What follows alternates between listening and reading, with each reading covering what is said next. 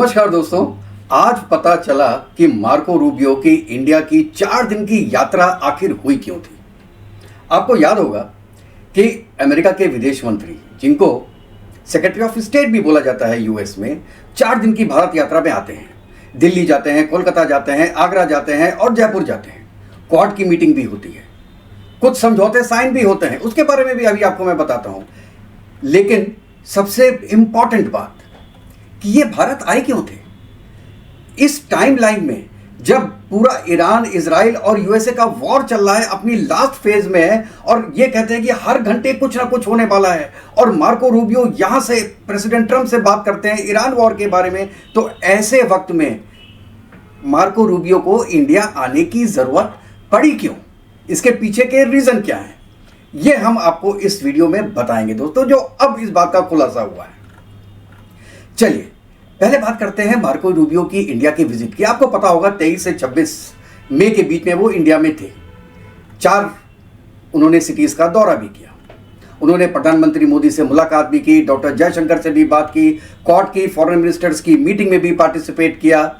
ये सब कुछ एक सामान्य दिखता है, लेकिन अगर आप इसकी गहराई में जाते हैं तो सवाल उठते हैं। पहला, आमतौर पे जब कोई बहुत बड़े देश का, जैसे यूएसए का या चाइना का या रशिया का देश का अगर शीर्ष नेता या बहुत महत्वपूर्ण नेता अगर आपकी कंट्री में आता है, तो उसका जो स्वागत का स्तर होता है वो उसमें भी एक संदेश होता है। लेकिन रूबियो साहब के दौरे में ये बात बिल्कुल अलग थी। कोलकाता में जब उनका आगमन हुआ तो कोई भी बड़ा राजनीतिक जो दल का नेता है वो उनसे मिलने नहीं गया। अभी अभी चीफ मिनिस्टर बने हैं नए बीजेपी के वेस्ट बंगाल में, वो तक उनसे मिलने नहीं गए। बहुत लो प्रोफाइल उनका कार्यक्रम भी रहा कलकत्ता में। अच्छा, आगरा में तो भाई साहब पूरे सोशल मीडिया पे फैला हुआ है कि एक डीएसपी को भेज दिया और एक कांस्टेबल को भेज दिया और बहुत एक लोअर ग्रेड के ऑफिसर को भेज दिया उनको रिसीव करने के लिए। और सेम चीज जयपुर में भी हुई। कोई सीनियर आदमी ना उनको लेने गया ना उनको छोड़ने गया। इवन दिल्ली में आप देखिए कि होम मिनिस्ट्री का एक ऑफिसर, जॉइंट सेक्रेटरी, जो कि यूएस इंडिया रिलेशंस देखता है, केवल उनको भेजा। मिस्री साहब भी नहीं गए, जयशंकर साहब की तो बात अलग है। आप अब कुछ मिलाने की कोशिश कर रहे हैं कि ऐसा क्यों हुआ। चलिए उसके बारे में बाद में आते हैं, पहले आते हैं क्वाड के बारे में। अब क्वाड में भी उन्होंने कई समझौतों के बारे में बात की, जो कि 4 देश का आपस में क्वाड्रिल रिलेशन है, आपको पता है। उसमें ऑस्ट्रेलिया भी है, यूएई भी है और आपका यूएसए भी है। तो इनका अपना चारों का है क्वाड। अब इसमें क्या हुआ, इसमें भी जो मीटिंग हुई है वो ठीक है, फॉरेन मिनिस्टर ने मीटिंग ली, चारों देश के फॉरेन मिनिस्टर्स आए, उन्होंने मीटिंग ली और उसका एक उन्होंने मेमोरेंडम भी दे दिया, जॉइंट डिक्लेरेशन भी दे दिया। उसमें थोड़ा बहुत टेररिज्म का भी डाल दिया, जो पाकिस्तान से स्पॉन्सर होता है वो भी डाल दिया। वो सब तो ठीक है, लेकिन आप ये बताइए क्वाड की टाइमिंग क्या है। क्या ये 1 महीना रुक नहीं सकता था? भाई अगर हेड ऑफ स्टेट्स आ रहे होते हिंदुस्तान में, ट्रंप का प्रोग्राम बन गया होता, ऑस्ट्रेलिया के प्राइम मिनिस्टर का प्रोग्राम बन गया होता, यूएई का प्रोग्राम बन गया होता, तब समझ में आता है कि यार वो हम चेंज नहीं कर सकते हैं। ये डिफेंस और ये आपका मिनिस्टर्स की मीटिंग थी तो वो तो 1 महीने बाद भी हो जाती, लेकिन ना, वो भी अभी होनी थी। उसमें ऐसी क्या बात थी। चलिए, क्रिटिकल मिनरल्स के सहयोग के बारे में बात हुई, एनर्जी सिक्योरिटी के बारे में बात हुई, सप्लाई चेन्स को मजबूत करने की बात हुई। अरे भाई, इसके लिए विदेश मंत्री को आने की क्या जरूरत थी। अगर टैरिफ में कोई मामला तो हुआ नहीं, अगर टैरिफ का होता भी तो उसमें कॉमर्स मिनिस्टर आना चाहिए था, इंडिया का भी इंडस्ट्रियल मिनिस्टर को आना चाहिए था। और अगर डिफेंस की कुछ डील हुई है तो उसमें इंडिया का डिफेंस मिनिस्टर और यूएसए का ये आपका जो है मिनिस्टर ऑफ वॉर है, उनको आना चाहिए था, सेक्रेटरी ऑफ वॉर, सॉरी। लेकिन वो तो नहीं आए। अब यहां पे आप ये सब कुछ चीजों को मिला के देखिए कि ये आए क्यों। अब क्यों क्वाड की मीटिंग इस वक्त बड़ी इंपॉर्टेंट हो गई और क्यों इंडिया ने वो रिसेप्शन नहीं दिया मार्को रूबियो को जो कि देना चाहिए था। अब आप ये सब चीजें मिलाइए। उसके पहले एक बात करते हैं ये सब जितने भी उन्होंने आके साइन किए हैं पैक्ट्स, उनसे अच्छा होता कि जेडी वॉन्स आ जाते। जेडी वैंस को नहीं भेजा, जो वाइस प्रेसिडेंट है। क्यों नहीं भेजा उन्होंने? ट्रंप ने इसलिए नहीं भेजा क्योंकि वो पहले एक हफ्ते आके इंडिया में जा चुके थे, तो उनके आने की इतनी वैल्यू होती नहीं। और ये सोचा गया अमेरिका में कि जो इंडिया में इस वक्त सबसे ज्यादा वैल्यू होगी किसी भी यूएस के रिप्रेजेंटेटिव की प्रेसिडेंट के बाद, वो होगी मार्को रूबियो की।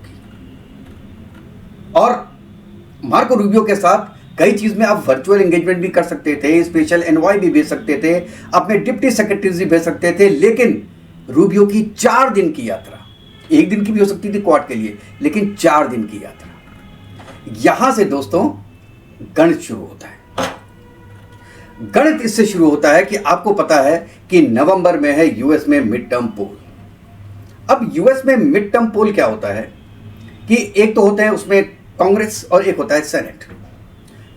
तो जो पूरा हाउस ऑफ रिप्रेजेंटेटिव्स होते हैं, कांग्रेस जिसे कहते हैं, उनके इलेक्शंस हर 2 साल बाद होते हैं। मतलब नवंबर में उनके इलेक्शंस होंगे।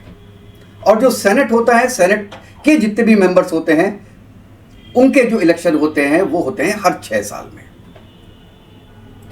तो जो कांग्रेस है वो करीब 435 नंबर से, और सेनेट करीब 170 नंबर करीब ऐसे होते हैं।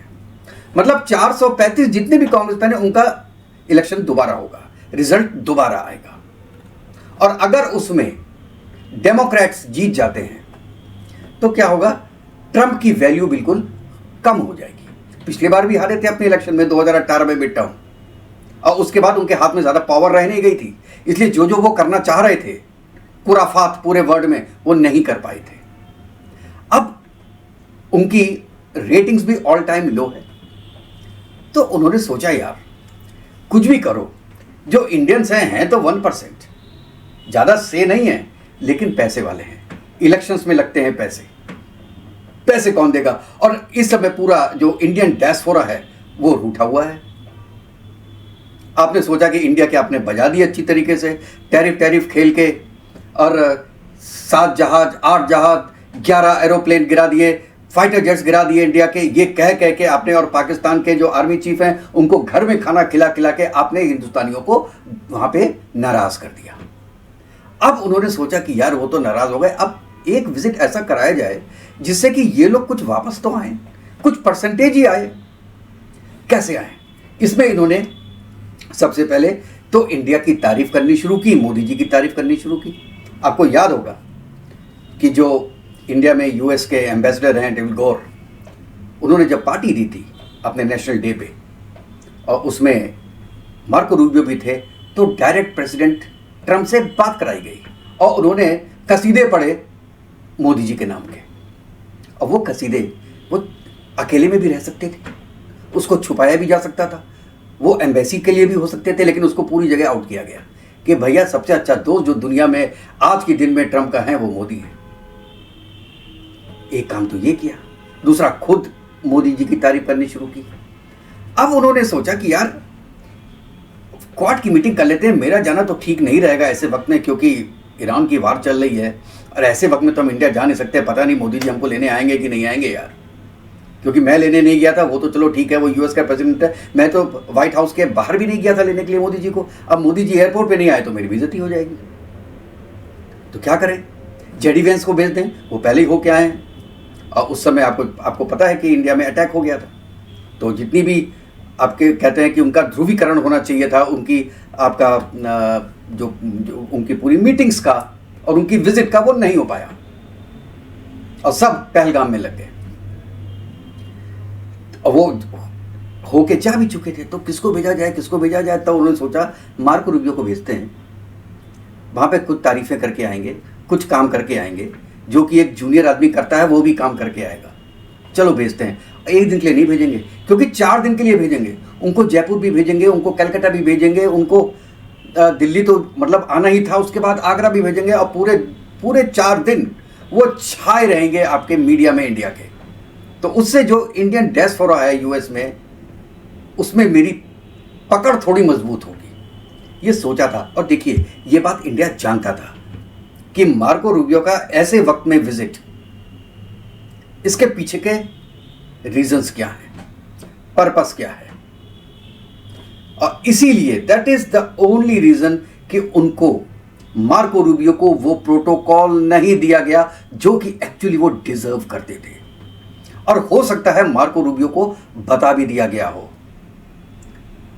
कि सर हम ये करने जा रहे हैं, क्योंकि कई चीज ऐसी होती हैं जो पब्लिक को दिखाने के लिए होती है।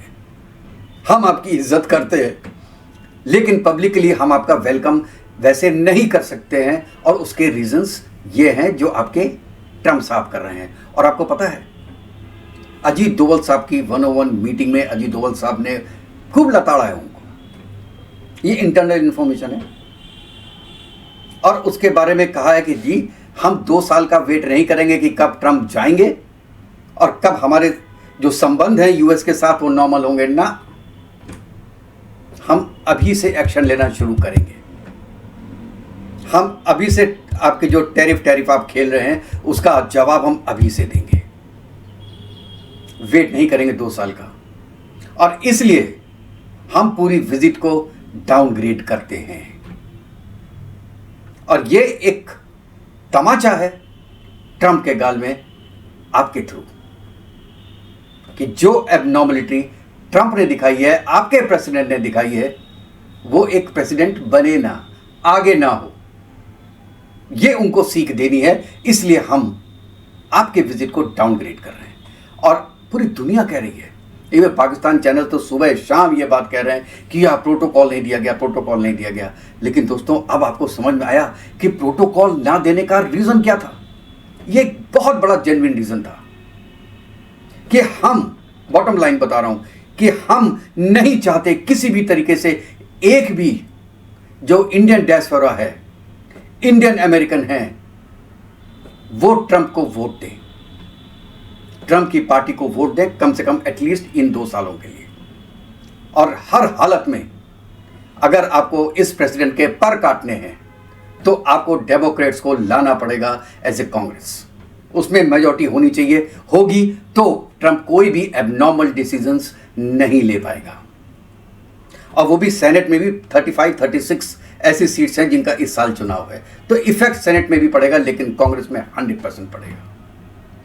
आप दोस्तों इसके बारे में क्या राय रखते हैं, आप जरूर बताइएगा। आप क्या सोचते हैं कि आपकी ये जो अब जो खुलासा हुआ है उसमें कितनी सच्चाई हो सकती है। आपके व्यूज़ का मैं इंतजार करूंगा। और मैं रिक्वेस्ट करता हूं कि अगर आपको ये वीडियो पसंद आया हो तो प्लीज़ मेरे चैनल को लाइक कीजिएगा, सब्सक्राइब कीजिएगा और बेल आइकन ज़रूर दबा दीजिएगा। दोस्तों के साथ शेयर कीजिएगा। तो नेक्स्ट वीडियो तक मिलते हैं, तब तक के लिए जय हिंद, जय भारत, वंदे मातरम। खुश रहिए दोस्तों, स्वस्थ रहिएगा।